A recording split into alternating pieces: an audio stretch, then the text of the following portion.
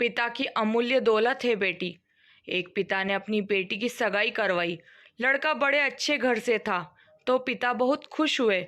लड़के और लड़के के माता पिता का स्वभाव बड़ा अच्छा था, तो पिता के सिर से बड़ा बोझ उतर गया। एक दिन शादी से पहले लड़के वालों ने लड़की के पिता को खाने पे बुलाया। पिता की तबीयत ठीक नहीं थी, फिर भी वो ना नहीं कह सके। लड़के वालों ने बड़े ही आदर सत्कार से उनका स्वागत किया। फिर लड़की के पिता के लिए चाय आई। शुगर की वजह से लड़की के पिता को चीनी वाली चाय से दूर रहने को कहा गया था, लेकिन लड़की के होने वाले ससुराल के घर पर थे, तो चुप रहकर चाय हाथ में ले ली।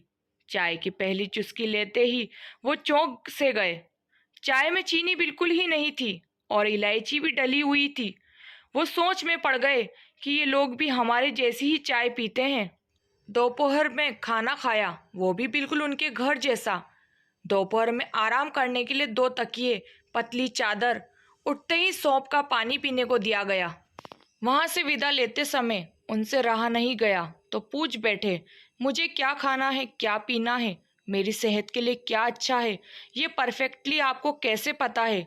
तो बेटी की सास ने धीरे से कहा कि कल रात को ही आपकी बेटी का फोन आ गया था और उसने कहा कि मेरे पापा स्वभाव से बड़े सरल हैं, बोलेंगे कुछ नहीं, प्लीज अगर हो सके तो आप उनका ध्यान रखिएगा।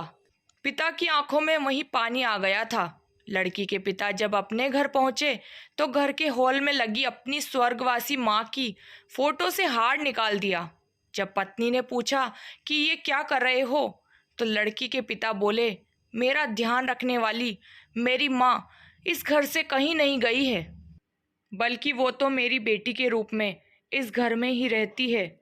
और फिर पिता की आंखों से आंसू छलक गए और वो फपक कर रो पड़े।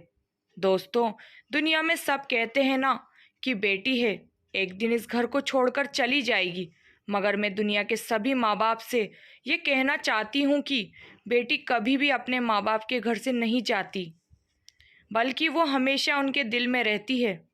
दोस्तों, कहानी कैसी लगी? कहानी पर आपकी क्या राय है? कमेंट जरूर करें। उम्मीद करती हूँ कहानी पसंद आई होगी। कहानी पसंद आए तो लाइक शेयर करना बिल्कुल ना भूलें। चैनल पर नए हैं तो सब्सक्राइब करें, बेल आइकन प्रेस करें ताकि मेरी अगली वीडियो की नोटिफिकेशन मिल जाएगी। आपका कीमती समय देने के लिए बहुत बहुत धन्यवाद। मिलते हैं नई कहानी के साथ।